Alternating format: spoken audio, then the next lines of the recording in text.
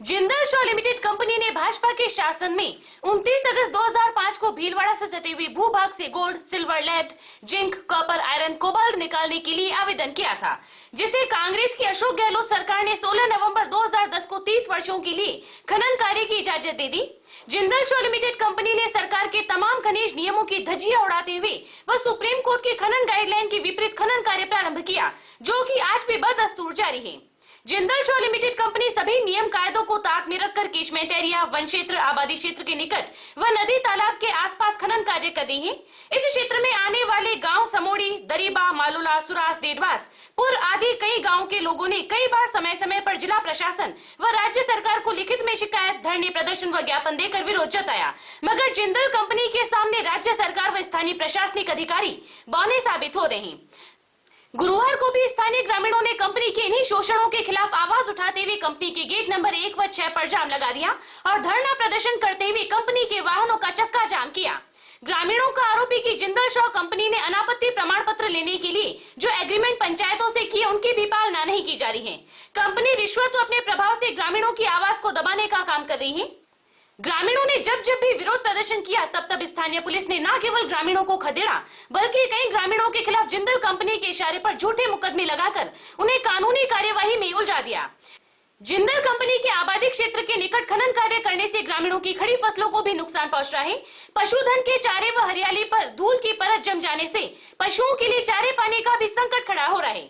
ग्रामीणों का आरोप है कि पंचायत क्षेत्र की चारागाह भूमि में केमिकल युक्त मलबा डाला जा रहा है, जिसके कारण गांव की सैकड़ों गायें, भैंस व अन्य मवेशी इसमें फंसकर मर चुके हैं।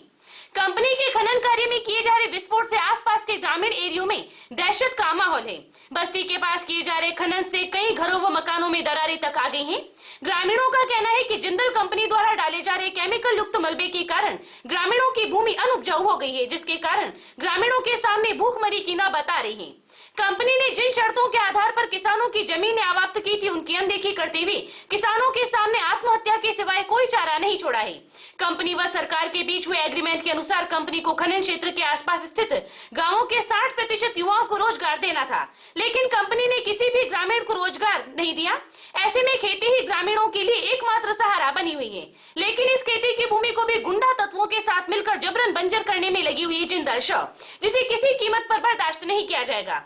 मजदूर महासंघ के बैनर तले शुरू हुए इस धरने के तहत कंपनी के प्रतिनिधियों से स्थानीय लोगों को नियमानुसार नौकरी पर कार्यरत मजदूरों ने 8 घंटे की ड्यूटी, ठेका पद्धति को खत्म करने, फसलों व जमीन को हुए नुकसान का मुआवजा देने, पढ़े लिखे युवाओं को कंपनी द्वारा डिप्लोमा कराने, स्थानीय लोगों की अनदेखी न करने के साथ ही आसपास के गाँवों के विकास पर ध्यान देने सहित विभिन्न मांगों को लेकर ज्ञापन सौंपा गया। महासंघ के उपाध्यक्ष नंदलाल माली ने कहा कि इस बार आर पार की लड़ाई लड़ेंगे और मांगे नहीं मानी जाती हैं, तब तक आंदोलन जारी रहेगा।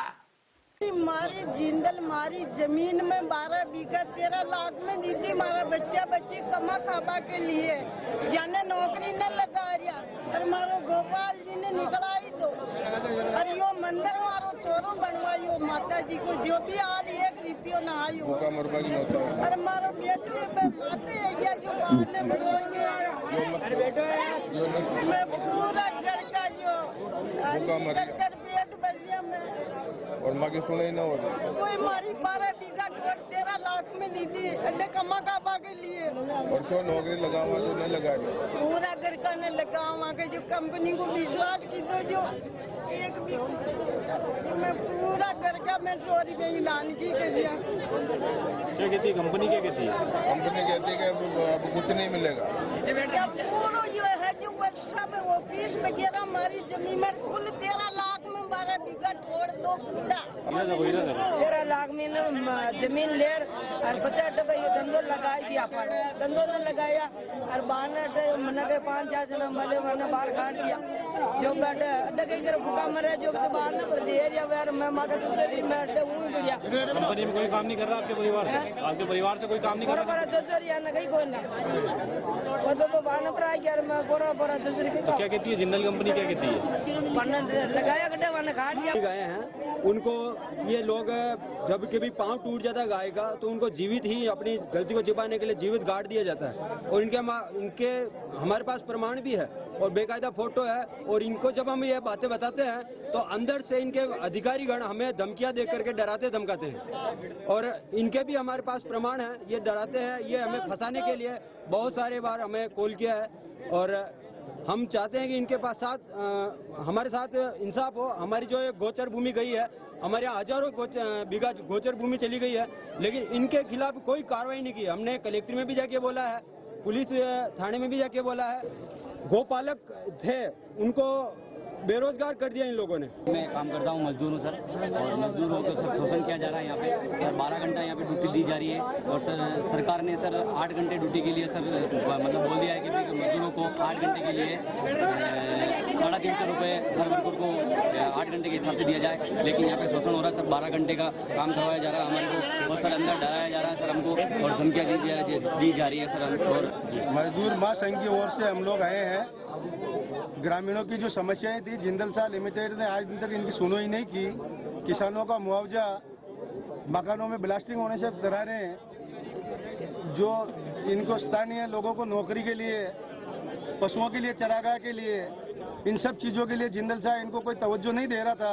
इसलिए आज हमने मजदूर महासंघ के बैनर तले ये धरना आयोजित किया है। वार्ताएं और ऐसा आश्वासन पहले भी कई बार दे चुके हैं। नहीं, इस बार अगर ऐसा होगा तो हमेशा के लिए जिंदल का चक्का जाम कर दिया जाएगा। क्या मुख्य रूप से क्या मांगे आपकी? मुख्य रूप से मांगे हैं कि किसानों को मुआवजा मिले, स्थानीय लोगों को नौकरी मिले, पशुओं का जो चारागाह खत्म हुआ है उनको मतलब चारे की व्यवस्था परमानेंट हो, गौशाला वगैरह ऐसा कुछ बनाया जाए। जो भी व्यवस्था इनकी चल रही है खाली कागजी व्यवस्थाएं चल रही है जिंदल की, परमानेंट व्यवस्था, स्थायी व्यवस्था कुछ भी नहीं है।